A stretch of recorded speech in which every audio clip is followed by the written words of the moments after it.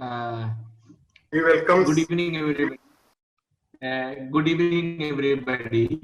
So, I am so happy to read the plaque of oration. Neosis 2020, Foxy President Oration 2020 has been conferred on Dr. Alpesh Gandhi, India, President Foxy 2020, for the topic Preconception Care and Medicine.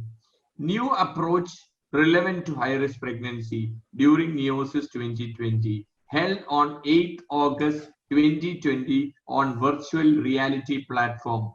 By bestowing this oration on him, we acknowledge not only his continued contribution to the field of obstetrics and gynecology, but also being a beacon of light for members of varied generation to explore and comprehend and dedicate the discoveries of overall patient care. Wishing him many more years of academic excellence, dated this 8th day, August 2020, signed by Dr. K.U. Kunjumaideen, Chairman POGS, and Secretary Dr. Abdul Wahab. Sir, kindly accept our oration.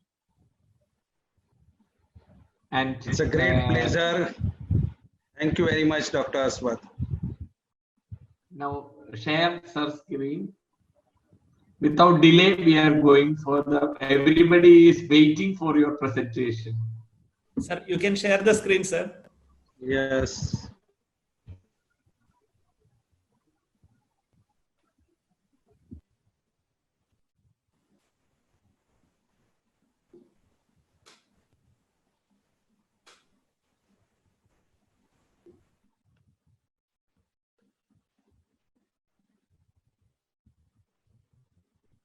Thank you very much, Dr. Ramani Devi, for the kind words, kind introduction. You are always very supportive. I am the fortunate, one of the most fortunate Foxy president, having very good office bearers, a very good committee chairpersons, and getting support from all 260 societies. So thank you very much, Dr. Ramani Devi. Thank you, Aswath, for the plaque. Thank you, POGS, for inviting me and giving me this opportunity and honoring me with this oration. I am going to speak on a topic, periconceptional care and medicine, recent concept relevance to high-risk pregnancy and critical care. This is not a new topic, but I can say this is relatively a forgotten or a less discussed topic. Though it is simple, we all know this, its importance, but even though it is not practiced in our routine practice, maybe because we all are very busy, or maybe our patients are not interested, or maybe we forgotten the importance of periconceptional care and medicine. First of all, I also wish Chota Package Bada Dhamaka, I wish you also receive Foxy's Best Society Award if you can apply and you can report and you can make this record also in Foxy's history. Namaste, a very good evening to all of you. And in 2009, 189 nations made a promise to free people from extreme poverty and multiple deprivations. This pledge was known as the MDG, Millennium Development Goal, to be achieved by 2015. And one of the 8 goals was to improve maternal health. In India, MMR was 398 per 1 lakh live births in 1997 and 98. India was required to reduce MMR to 109 by 2015. Every time has its own problem and every problem has its own solution. During those days, hospital delivery rate was only 27.6%. So our priority was to bring more and more pregnant women to the hospital to conduct safe delivery. Various schemes were launched by Government of India. But the Janni Suraksha Yojana, which was introduced in 2005, has brought revolution in the Indian obstetrics. This because of the Janni Suraksha Yojana scheme, the hospital delivery rate, which was 38% in 2005, has increased to 84% in 2015, and at present it is nearly 89%. So this miracle happened because of this Janni Suraksha Yojana, and because of this, the MMR rate, which was 398 in 97-98, has started to improve as more and more women are reaching to the hospital. Now every year, as here we can see, the maternal mortality rate was improving by 15 to 20, and at this pace of improvement in maternal mortality rate, we were expecting that we would be able to achieve MDG goal by 2015, 109. But what has happened? MMR has reached 262 in 2015 in India. It means after 2011, in next 5 years, it has improved only by 14, 15. Whereas every year it was improving by 15 to 20. Why this observation? Why the progress stopped? Not only that, India is one of the countries having highest incidence of pregnancy-related complications like PPH, preeclampsia, eclampsia, prematurity, IUGR, diabetes, septicemia. Sad part is India is also having the case fatality rate very high. Incidence of placenta accreta is high in developed countries than India, but its case fatality rate is significantly high in India. It is nearly 10%. UNICEF has declared in 2013 that at every 5 minutes, one woman dies from a pregnancy-related complication in India. And WHO in 2013 declared that near-miss cases, incidence of near-miss cases is very high, 8.23% in India. Why these observations? So here Oxy has played a very significant role. Oxy has identified that in our country there is a gross deficiency of critical care units. Obstetric HDU, ICU are very, very important now to further reduce the maternal mortality rate, because we do not have the infrastructure facilities in our hospital once the patient become critically ill or life-threatening complication happens. So we advocated a lot at the Government of India level, and government agreed. And then this is the result. We have our own guideline on establishment of obstetric HDU ICU, which was published by Government of India in March 2016. And in 2017, Government of India has published the operational guidelines for obstetric ICU and HDUs. And fortunately, I was one of the main resource person for both these guidelines. So during this journey of improvement of maternal mortality rate in India, we can go through it, and we have, it was our experience that initially we thought that we would be able to reduce maternal and fetal mortality if patient delivers at our hospital. But yes, there was a significant improvement, but we could not achieve MDG goal. Then our thought was good emergency obstetric care, good prenatal care will prevent many adverse outcomes for the mother and fetus. Again, yes, we could able to reduce maternal mortality rate, but it is significantly far away from the desirable. Then it was realized that only good intranatal and perinatal care is not enough, but good quality obstetric health care in the form of obstetric HDU ICU backup, vital backup is required in our country. And with this, we have achieved MDG goal, and in 5 or 6 states, we have also achieved SDG goal. And now with this advent of obstetric HDU and ICU, maternal mortality rate has been decreased by 60% in many states.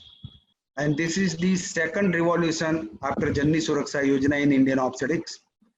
But again, As Foxy, we should have a long vision, and we should try to do more and more for the women of India. So our next vision is to how we can take our country in maternal mortality rate according to the equal to developed world. In developed world, maternal mortality rate is, we can say, below 20 or below 30.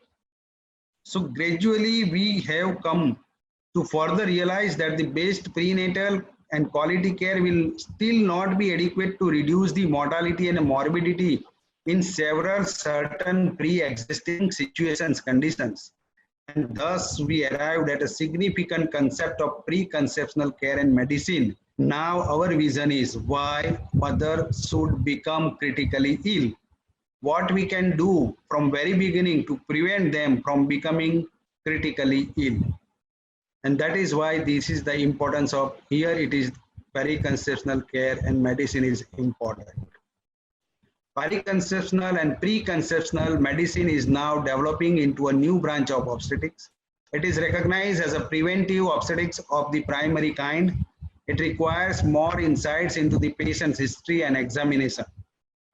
It refers, periconception medicines means it refers to intervention that aims to identify and modify biomedical, behavioral, social risk to pregnant woman and her baby before and immediately after conception occurs. We all know that prevention is always better than cure. WHO has also understood its importance in 2012, and WHO has developed a package of preconception care intervention in 2012. Why preconception care is required? Why it is important? There are few, I would like to bring few eye openers. I would like to bring few eye openers at this point.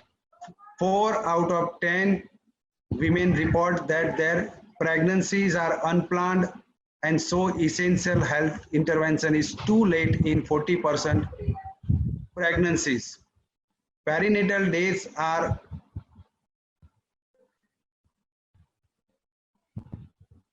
Perinatal deaths are 50% higher among babies born to mothers less than 20 years.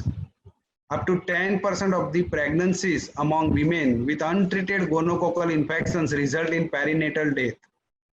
Up to 35% of the pregnancies among women with untreated gonococcal infections result in low birth weight infants. Maternal undernutrition and iron deficiency anemia are one of the major risk factors, account for at least 20 to 40% of the maternal deaths directly or indirectly through, maybe because through cardiac failure, preeclampsia, antepartum hemorrhage, postpartum hemorrhage, puerperal sepsis, or impaired cognitive development. Female genital mutilation increases the risk of stillbirth and neonatal death by 15 to 55%. And we all know that in the absence of intervention, rates of HIV transmission from mother to child are between 15 to 45%. If intervention is done, the rate of vertical transmission decreases to below 1%. So all these figures and all this data suggest the importance of preconceptional care. Preconceptional care also, we know that, suggests that pregnancy, when sometimes pregnancy is absolute or relative contraindicated in certain conditions, like severe mitral stenosis, pulmonary hypertension, and many others. So in all these cases, there is importance of preconceptional care.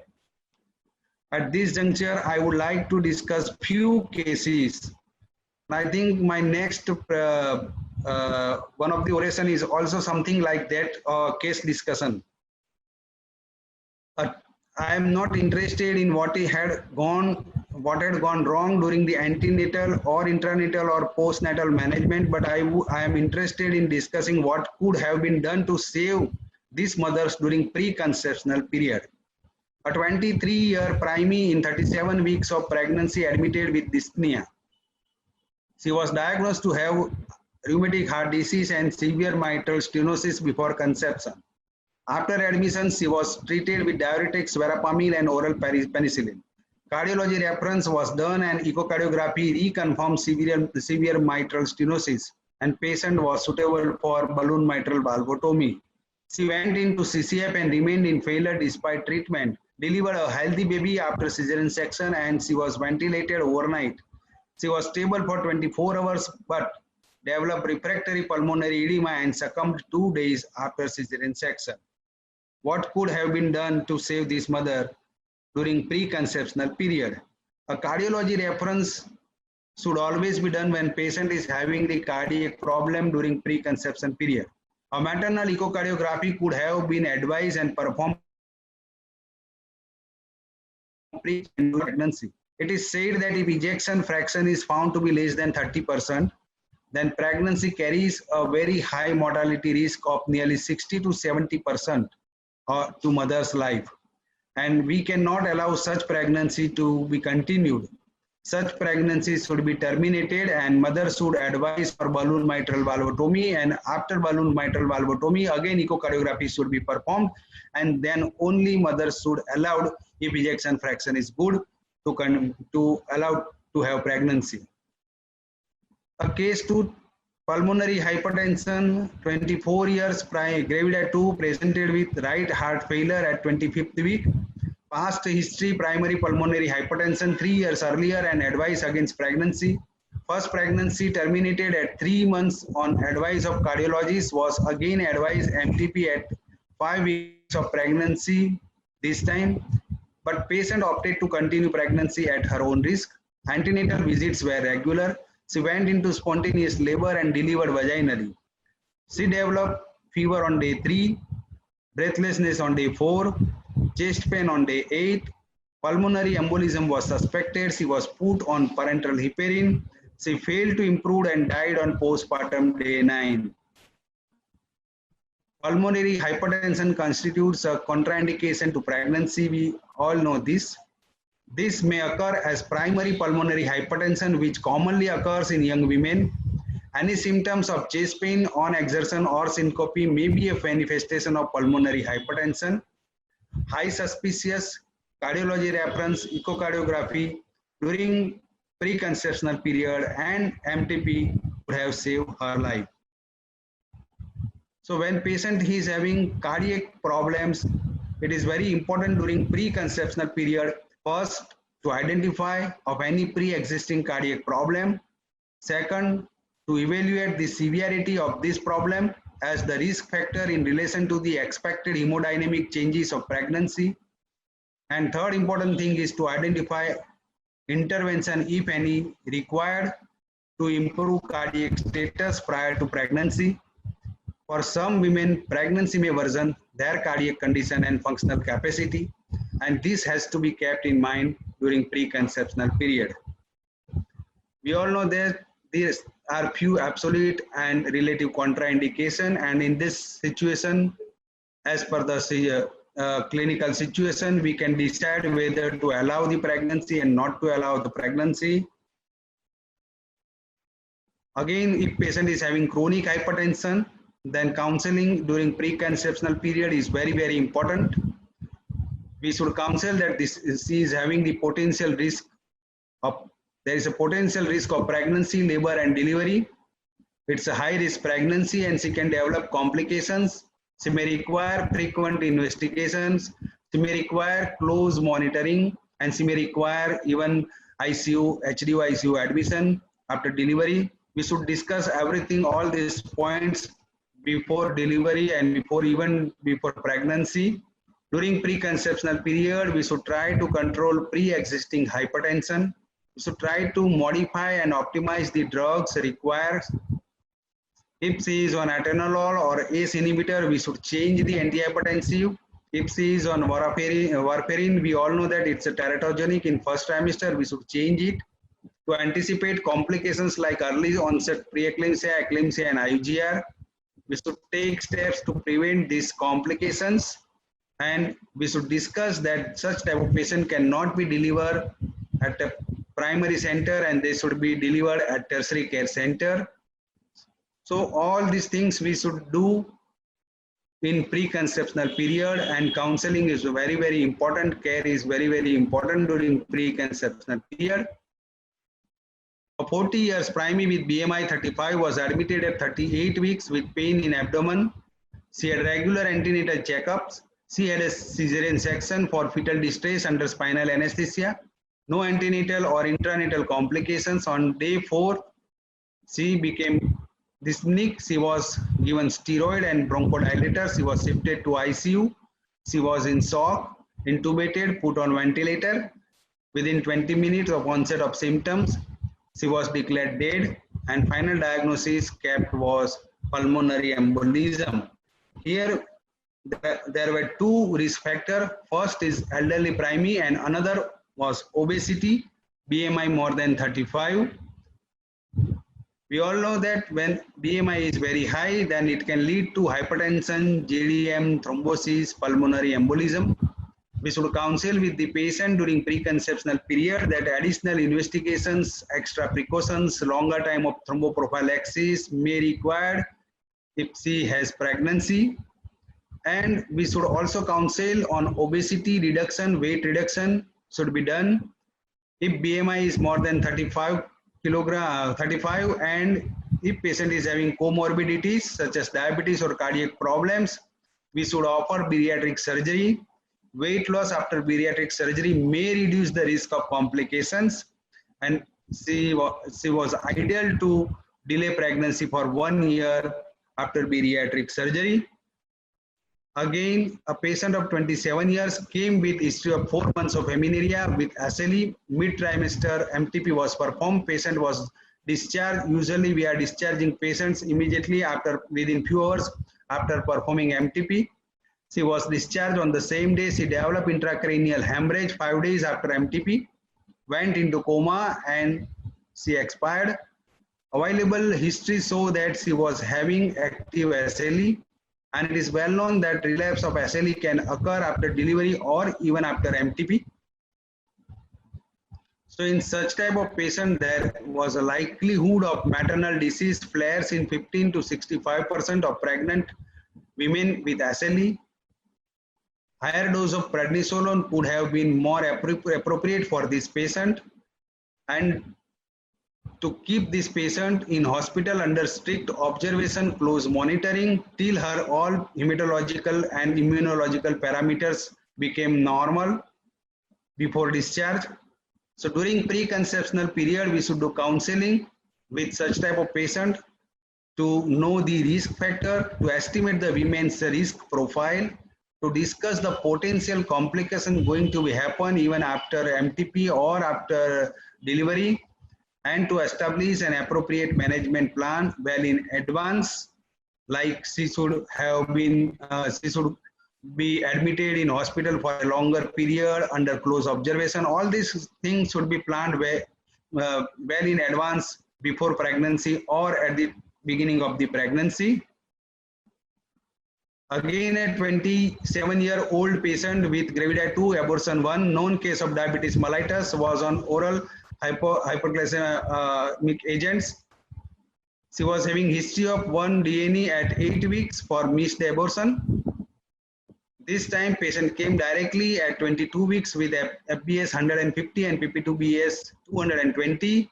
Sonography was advised. A lethal cardiac anomaly was identified. Baby delivered with a cardiac anomaly and baby died after a few hours. If she is having diabetes, type 2 diabetes, the base indicator for cardiac anomaly and fetal outcome is HbA1c. When HbA1c is more than 11%, it corresponds to a risk of fetal anomalies as high as 25%. Common congenital anomalies are associated more with pre-gestational diabetes, and majority of gestational diabetes had normal glucose level at conception. So in such type of patient, HbA1c during preconceptional period and control of diabetes mellitus is very, very important. This is very interesting table of comparison of congenital anomalies in diabetes mellitus patient with preconceptional care and without preconceptional care. And as per the different studies and different author, here we can see that when there is a preconceptional care, the incidence of congenital anomalies in diabetes mellitus was from 0% to 2.5%, whereas without preconceptional care, significantly high from 4.2 to 12%. So means 4 to 10% high when there is no preconceptional care in case of diabetes mellitus. So in case of diabetes mellitus, medical history and obstetrical history is important. We should try to know the duration, type of diabetes. We should try to rule out acute complication, chronic complication. We should look into the management plan and concomitant any medical conditions are there or not. Physical examination should be done, blood pressure, renal examination, and cardiac examination important in such patient during preconceptional period. And again, we should counsel with the patient for the possible complications during pregnancy to mothers as well as to the fetus. And we should also discuss about the close monitoring of blood glucose level. All these things should be discussed during preconceptional period, as well as we should try to control the glucose level, HbA1c level before conception. A 27-year-old patient with gravidae 3, abortion 2, with history of 1 abortion at 8 weeks and 1 MTP at 18 weeks it was for congenital cardiac anomalies. This time patient came directly at 7.5 months of amenorrhea. Sonography was advised. A big open spina bifida was identified. Baby delivered with the spina bifida and died within few days. So we all know that the importance of folic acid, vitamin B12 and vitamin B6 micronutrients are vital for the programming of healthy life. Folic acid, vitamin B12 and vitamin 6 in pregnancy and lactation has a very important role. It can prevent neural tube defects and many congenital anomalies.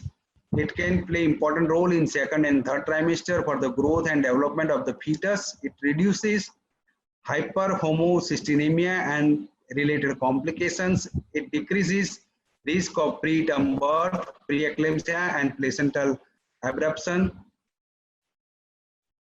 Few studies have shown that hyperhomocystinemia have a 7.7-fold risk of preeclampsia, and in some of the studies 3-fold increased risk for pregnancy-induced hypertension and abruption placenta. Again, in India, there is a MTHFR polymorphism prevalent in India. The incidence is 28.20%. And again, it can lead to folic acid deficiency, and again, it can lead to congenital anomalies. Vitamin B12 deficiency is significant, very prevalent. 65% of mothers had low plasma vitamin B12 concentration, which can increases the risk of early pregnancy loss and preeclampsia and neural tube defects and hyperhomocystinemia. Vitamin B6 deficiency increases the risk of toxemia.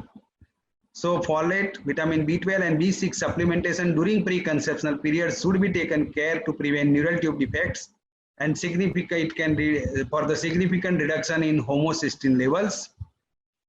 We should also counsel with the patient regarding the proper diet, improper diet, and effect of proper diet and improper diet on the pregnancy outcome. Improper diet can cause many complications like premature birth, low birth weight, feeble and weak fetus, baby, inability to breastfeed, deformed babies, complications at birth. Baby may have depression, babies have fewer brain cells, so many complications, and lifetime long-term morbidity can occur because of the improper diet during pregnancy. So we should also counsel about the which is the proper diet and which is the improper diet and its effects on pregnancy outcome. We should also look for the rubella, determine rubella immunity prior to conception, vaccinate susceptible non-pregnant women. Congenital rubella syndrome may result from infection during pregnancy. We should also try to evaluate the vaccination status regarding the MMR, Tdap, HBsAg, varicella and influenza. Hepatitis B and hepatitis C virus infection is very prevalent, and it is 10 times more incidence than HIV in India. Again, as per the CDC, if patient is having smoking, history of chronic smoker, then there are chances of having many complications like premature delivery, sudden infant death syndrome, cleft palate, many complications can occur. Even if patient is taking alcohol, drinking alcohol during pregnancy can cause miscarriage, stillbirth, range of lifelong physical, behavioral, and intellectual disabilities. And these disabilities are known as fetal alcohol spectrum disorders, and children with this disorder might have many characteristics and behavior, from poor coordination, low birth weight, difficulty in attention, so many intellectual problem, memory problem, low IQ problems, so many problems can happen with the infant. Again, use of anti-epileptic drugs is associated with a greater baseline risk of fetal malformation during pregnancy. So we should evaluate the risk of increased seizure frequency versus risk of anti-epileptic drug, and we should counsel and discuss with the patient.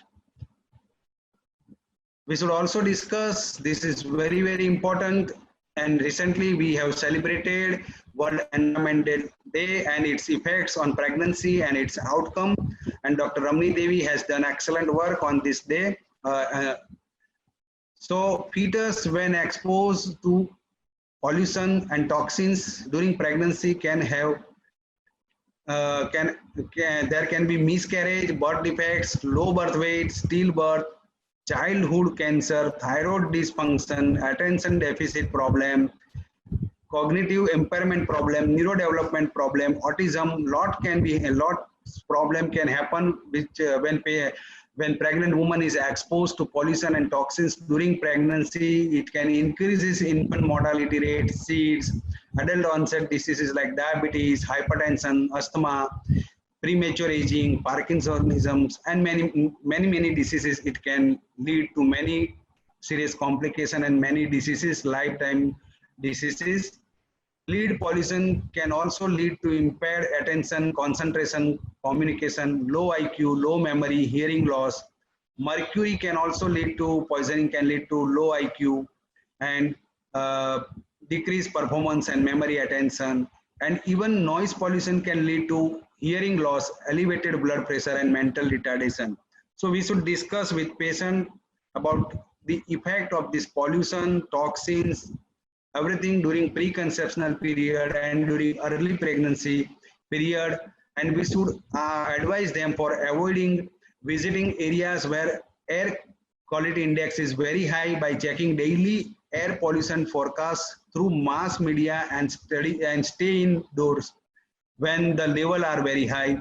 Avoid active and passive cigarette smoking. Avoid taking alcohol. Avoid cosmetic during pregnancy like lipstick and nail polish. Avoid go to noisy places. Avoid living near steel mills, water treatment plants, sewage incinerator, crematorium. Avoid vapors arising during open air cooking with wood. Use of exhaust fans in the kitchen to reduce air pollution from indoor cooking and to reduce microwave ovens, mobiles, laptops. There should be a restricted use of all these things. So in the end, there are 7 integral components of preconceptional care: a physical assessment of a couple, identification of risk factors related to pregnancy, laboratory investigation of a couple, vaccination status and vaccination, counseling regarding pregnancy risk, severity of the possible complication of those risks, management options and reproductive alternatives, monitoring and correction of nutritional status, and initiation of intervention if any required when possible to provide optimum pregnancy outcome. These are the 7 integral components of preconceptional care. These are the list of important risk factor. These are the risk factor when either of a partner of having any of these problems. We should be very much aware and we should counsel properly. We should advise for these investigations. These are the list of investigations, and we should address these areas by the package of preconceptional care from nutritional condition, vaccine status, environmental health, female genital mutilation, genetic conditions, many genetic disorders. Suppose both the partner are having thalassemia minor or thalassemia major, then it can lead to thalassemia major. If we wish to eradicate thalassemia major from our country, then we should ask for the test of thalassemia for both the partners. Infertility status, female too early unwanted rapid successive pregnancy, sexual transmitted diseases, interpersonal violence, tobacco use, psychoactive substance use, mental health, all these areas should be addressed during preconceptional period. And this is an opportunity to discuss during this period about the personal hygiene, contraception, childbirth, lactation, family planning measures, and psychosexual counseling also. So preconceptional care has a positive effect on a range of health outcomes. It is very, very useful in reducing maternal mortality, child mortality, birth defects, low birth weight, preterm birth, macrosomia, hypothyroidism, mental retardation, neonatal hypoglycemia, vertical transmission of HIV. So many things can be reduced, and we can tackle so many problems before happening, and we can prevent those problems. So previously the paradigm was different. Now there is a shift of paradigm. Previously it was thought that for healthy baby, healthy mother is important, but now the paradigm is changed, and now we wish women should be healthy so that mother will be healthy and there will be healthy baby. So in conclusion, today more and more often pregnancies are possible after treatment of gynecological, surgical fertility conditions. But the preconceptional aspect of these circumstances have often been underestimated or forgotten, even today, in their importance for overall good outcome.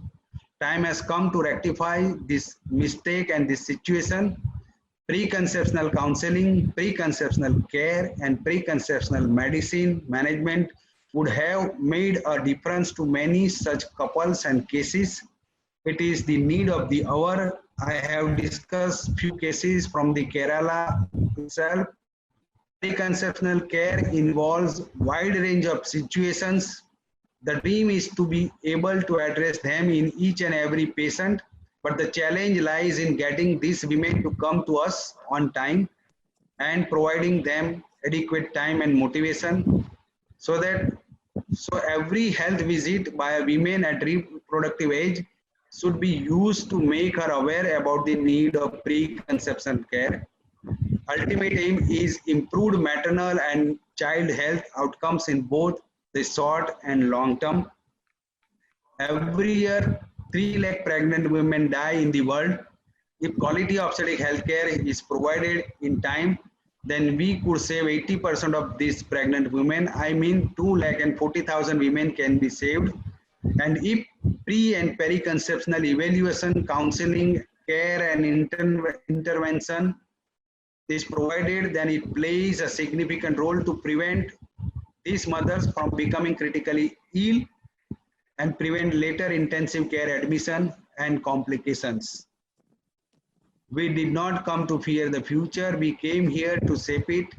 American past President Barack Obama declared this, and Benjamin Franklin declared that by failing to prepare, you are preparing to fail. A big section of society in our country is still unreached, underprivileged, deprived of benefits of healthcare. It is our moral duty to provide them benefits of healthcare. Let us work together for FOXY 2020 theme for the women of India, for the betterment of women of India, for the upliftment of health of women of India, and to achieve SDG goal before 2025 instead of 2030. Thank you very much for giving me this opportunity and for the patient hearing. Thank you very much.